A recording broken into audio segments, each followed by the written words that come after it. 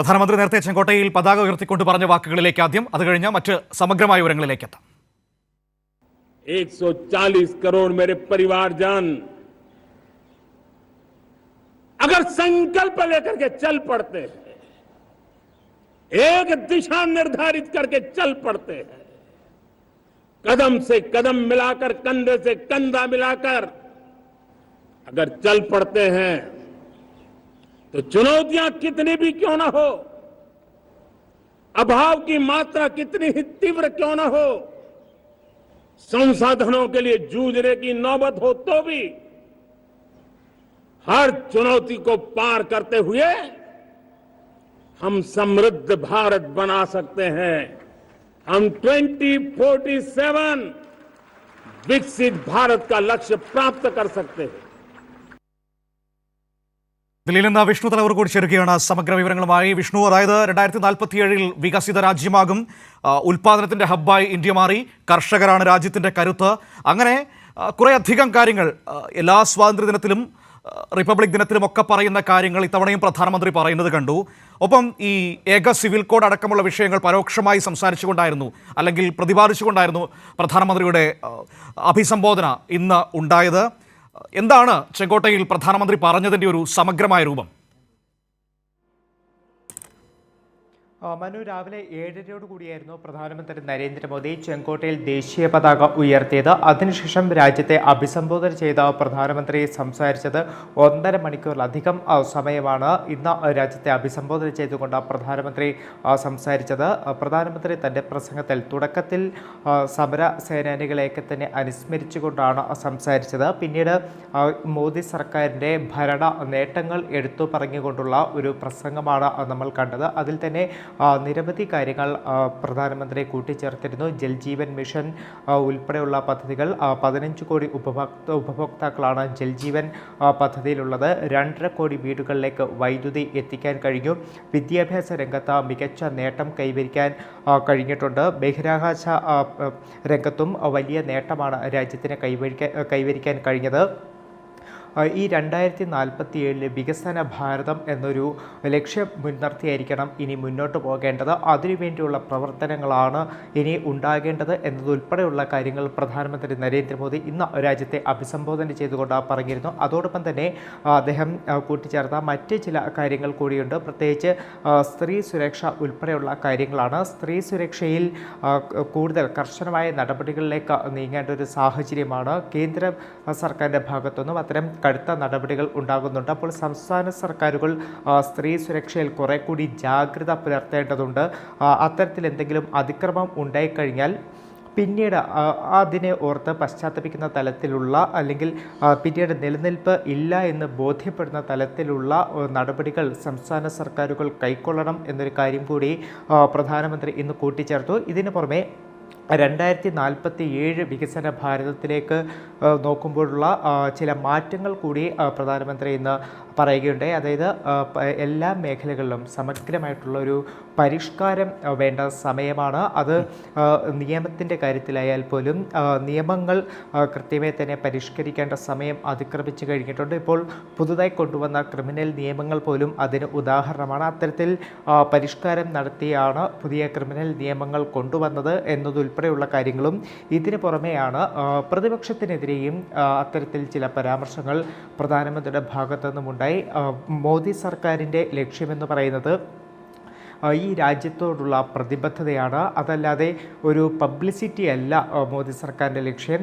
കഴിഞ്ഞ വർഷങ്ങളിലൊന്നും മുൻ സർക്കാരുകൾക്ക് ചെയ്യാൻ കഴിയാതിരുന്ന കാര്യങ്ങളൊക്കെ ഇപ്പോൾ മോദി സർക്കാർ ചെയ്യുന്നുണ്ട്. അതായത് ഒരിക്കലും സാധിക്കില്ല, അസാധ്യമെന്ന് കരുതിയിരുന്നതൊക്കെ തന്നെ സാധ്യമാക്കിയെടുക്കുകയാണ് ഈ BJP സർക്കാർ ചെയ്യുന്നത് എന്നതുൾപ്പെടെയുള്ള കാര്യങ്ങളും. ഇതിന് പുറമെ മറ്റൊരു പ്രധാനപ്പെട്ട കാര്യം മോദി ഇന്ന് കൂട്ടിച്ചേർത്തത് ഏകീകൃത സിവിൽ കോഡിനെ കുറിച്ചാണ്. നിലവിൽ രാജ്യത്ത് അത്തരത്തിൽ ഏകീകൃത സിവിൽ കോഡ് കൊണ്ടുവരേണ്ട സമയം അതിക്രമിച്ച് കഴിഞ്ഞിട്ടുണ്ട്. നിലവിൽ ഈ ഒരു ജാതി അല്ലെങ്കിൽ മതത്തിൻ്റെ അടിസ്ഥാനത്തിൽ പല വിവേചനങ്ങൾ നിലനിൽക്കുന്നുണ്ട്. അപ്പോൾ അതൊക്കെ മാറ്റിക്കൊണ്ടൊരു ഏകീകൃത സിവിൽ കോഡിലേക്ക് പോകേണ്ട ഒരു സമയമായി എന്നതാണ് മോദി ഇന്ന് ചെങ്കോട്ടയിൽ നടത്തിയ പ്രസംഗത്തിലെ ചില പ്രധാനപ്പെട്ട. നമുക്കറിയാം, ഏകീകൃത സിവിൽ കോഡിൻ്റെ പേരിൽ ഒരു വലിയ വിഭാഗം ഭയപ്പാടിൽ നിൽക്കുന്ന ഒരു സാഹചര്യം നമ്മുടെ രാജ്യത്തുണ്ട്. അപ്പോൾ അതിനെക്കുറിച്ചുള്ള പരാമർശം രാജ്യത്തിൻ്റെ സ്വാതന്ത്ര്യ ദിനാഘോഷത്തിൽ പ്രധാനമന്ത്രി പറയുക എന്ന് പറയുമ്പോൾ അജണ്ട വ്യക്തമാണ്. മുന്നോട്ടുള്ള നമ്മുടെ യാത്രയിൽ അടുത്തു തന്നെ അത്തരത്തിലുള്ള നടപടികളിലേക്ക് കേന്ദ്രം കടക്കാനുള്ള വലിയ സാധ്യതകൾ മുന്നിൽ കാണുന്നുവെന്നാണ് ആ വാക്കുകളിൽ നിന്ന് മനസ്സിലാക്കേണ്ടത്. മനു, തീർച്ചയായിട്ടും അത്തരത്തിൽ തന്നെയാണ്. കാരണം ഈ ഒരു സ്വാതന്ത്ര്യ ദിനത്തിൽ രാജ്യത്തെ അഭിസംബോധന ചെയ്തുകൊണ്ട് പ്രധാനമന്ത്രി സംസാരിക്കുമ്പോഴാണ് തൻ്റെ പ്രസംഗത്തിൻ്റെ അവസാന ഭാഗത്ത് ഏകീകൃത സിവിൽ കോഡിനെ കുറിച്ചുള്ള പരാമർശം വരുന്നത്. നിലവിൽ തന്നെ ഏകീകൃത സിവിൽ കോഡിനെതിരെ വലിയ തോതിലുള്ള വിമർശനങ്ങൾ, പ്രതിഷേധമൊക്കെ തന്നെ വിവിധ ഭാഗങ്ങളിൽ നിന്ന് ഉയർന്നു വരുന്നുണ്ട്. പ്രത്യേകിച്ച് പ്രതിപക്ഷമടക്കം ശക്തമായിട്ടുള്ള ഒരു പ്രതിഷേധമാണ് ഇതിനെതിരെ ഉയർത്തുന്നത്. നിലവിൽ ഈ ഒരു ഏകീകൃത സിവിൽ കോഡ് നടത്തുമെന്നുള്ള ഒരു പ്രഖ്യാപനം BJP ഭരിക്കുന്ന പല സംസ്ഥാനങ്ങളിലും ഇതിനോടൊക്കെ തന്നെ പറഞ്ഞിട്ടുണ്ട്. ഉത്തരാഖണ്ഡ് ഉൾപ്പെടെയുള്ള സംസ്ഥാനങ്ങൾ ഏകീകൃത സിവിൽ കോഡ് നിയമം കൊണ്ടുവരാനുള്ള നീക്കങ്ങൾ തന്നെ നടത്തുന്ന ഒരു സാഹചര്യമാണ്. അപ്പോൾ രാജ്യത്ത് അത്തരത്തിലൊരു അന്തരീക്ഷം നിലനിൽക്കുന്ന സാഹചര്യമുണ്ട്. ആ ഒരു സാഹചര്യത്തിൽ നിന്നുകൊണ്ട് തന്നെയാണ് മോദി കൃത്യമായിട്ടൊരു നിർദ്ദേശം അല്ലെങ്കിൽ ഒരു പ്രഖ്യാപനം നടത്തുന്നത്.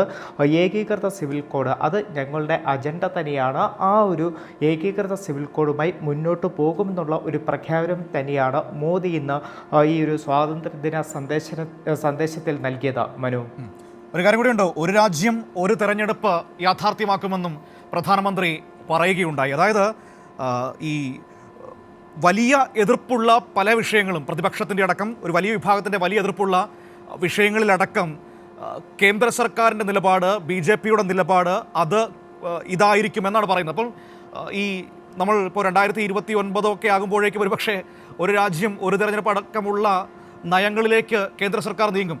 ഇനിയൊരു നമ്മളിപ്പോൾ കാണുന്ന വൈവിധ്യമാർന്ന ഒരു തെരഞ്ഞെടുപ്പ് സംവിധാനമൊന്നും ഉണ്ടാകില്ല. മനു, തീർച്ചയായിട്ടും അത്തരത്തിൽ തന്നെയാണ്. കാരണം ഞാൻ നേരത്തെ ചൂണ്ടിക്കാട്ടിയതുപോലെ ഏകീകൃത സിവിൽ കോഡ് പോലെ തന്നെ BJPയുടെ ഒരു പ്രഖ്യാപിത അജണ്ടയാണ് ഒരു രാജ്യം ഒരു തെരഞ്ഞെടുപ്പ് എന്നത്. നിലവിൽ തന്നെ ഇതുമായി ബന്ധപ്പെട്ട് നിരവധി കാര്യങ്ങൾ, നടപടിക്രമങ്ങൾ ഇതിനോടൊപ്പം തന്നെ ആരംഭിച്ചിട്ടുണ്ട്. ഒരു സമിതി രൂപീകരിച്ചുകൊണ്ട് മുൻ രാഷ്ട്രപതിയായിരുന്ന രാംനാഥ് കോവിന്ദിനെ തലവനാക്കിക്കൊണ്ടുള്ള ഒരു സമിതി രൂപീകരിക്കുന്നു. ആ സമിതി റിപ്പോർട്ട് നൽകുന്നു. അത്തരത്തിലുള്ള നടപടികളുമായിട്ട് മോദി സർക്കാർ ഇതിനോടകം തന്നെ മുന്നോട്ട് പോയിട്ടുണ്ട്. ഈ ഒരു രാജ്യം ഒരു തെരഞ്ഞെടുപ്പിനെതിരെ വലിയ തോതിലുള്ള വിമർശനങ്ങൾ ഞാൻ തുടക്കത്തിൽ പറഞ്ഞതുപോലെ ഉയർന്നു വരുന്നുണ്ട്. കാരണം രാജ്യത്തിൻ്റെ ഒരു ബഹുസ്വരതയൊക്കെ തന്നെ ഇല്ലാതാക്കുന്നു എന്നൊരു വിമർശനം ശക്തമായി തന്നെ ഉയർന്നു വരുന്നുണ്ട്. അതോടൊപ്പം തന്നെയാണ് ജനാധിപത്യത്തെ കടന്നുകയറ്റമാണ് ഇത്തരത്തിൽ ഒരു രാജ്യം ഒരു തെരഞ്ഞെടുപ്പിലൂടെ മോദി സർക്കാർ ലക്ഷ്യം വയ്ക്കുന്നത് എന്നതടക്കമുള്ള വിമർശനമാണ്. ഇതിനെ ശക്തമായി തന്നെയാണ് പ്രതിപക്ഷം എതിർക്കുന്നൊരു സാഹചര്യമുള്ളത്. പക്ഷേ തെരഞ്ഞെടുപ്പ് കമ്മീഷനും ഈ ഒരു രാജ്യം ഒരു തെരഞ്ഞെടുപ്പ് അതിൻ്റെ പല സാധ്യതകളും തേടുന്ന ഒരു ഘട്ടം കൂടിയാണിത്. എന്തായാലും ആ ഘട്ടത്തിൽ നിന്നുകൊണ്ട് കൂടിയാണ് നരേന്ദ്രമോദി ഈ വിഷയങ്ങളൊക്കെ തന്നെ ഇന്ന് പ്രതിപാദിച്ചുകൊണ്ട് തൻ്റെ അഭിസംബോധന നടത്തിയത്. ആ അഭിസംബോധനയിൽ ഞാൻ തുടക്കത്തിൽ തന്നെ പറഞ്ഞതുപോലെ BJP സർക്കാരിനെതിരെ ഏറ്റവും വലിയ വിമർശനങ്ങൾ ഉയർന്നു വരുന്ന വിഷയങ്ങൾ തന്നെയാണ് ഏറ്റവും അവസാനം പറഞ്ഞത്. അതിലെ ആ ഒരു പ്രഖ്യാപിത നയം തന്നെയാണ് മോദി ഇന്നും വീണ്ടും എടുത്തു പറഞ്ഞത്. മനു, ശരി. വിഷ്ണു തലവൂർ ദില്ലിയിൽ നിന്ന് വിവരങ്ങൾ നൽകിയത്. ഏതായാലും ഏകീകൃത സിവിൽ കോഡ് അടക്കമുള്ള വിഷയങ്ങൾ നടപ്പാക്കും എന്ന പ്രഖ്യാപനത്തോടെയാണ് പ്രധാനമന്ത്രിയുടെ സ്വാതന്ത്ര്യദിന സന്ദേശം അവസാനിച്ചിരിക്കുന്നത്. ഒപ്പം തന്നെ ഒരു രാജ്യം ഒരു തെരഞ്ഞെടുപ്പിലേക്ക് പോകും എന്ന സൂചനയും കൃത്യമായി തന്നെ ഈ അഭിസംബോധനയിൽ, സ്വാതന്ത്ര്യദിന അഭിസംബോധനയിൽ പ്രധാനമന്ത്രി നൽകുകയുണ്ടായി. എല്ലാവരും ഒരുമയോടെ നിൽക്കേണ്ട ഒരു മഹത്തായ ദിനത്തിൽ ഇത്തരത്തിൽ ഒരു വലിയ വിഭാഗം ജനസമൂഹത്തെ ഭയപ്പാടോടെ നോക്കുന്ന, അല്ലെങ്കിൽ വലിയ വിഭാഗം ജനസമൂഹം ഭയപ്പാടോടെ കരുതുന്ന വിഷയങ്ങളിൽ കേന്ദ്ര സർക്കാരിൻ്റെ നിലപാട് അവർക്കെതിരാണ് എന്ന് പരസ്യമായി പറഞ്ഞു വെക്കുകയായിരുന്നു പ്രധാനമന്ത്രി. ഏതായാലും വരും ദിവസങ്ങളിൽ നമുക്കതിൻ്റെ ഒരു വലിയ തുടർച്ചയിലേക്കൊക്കെ പോകേണ്ടി വരും.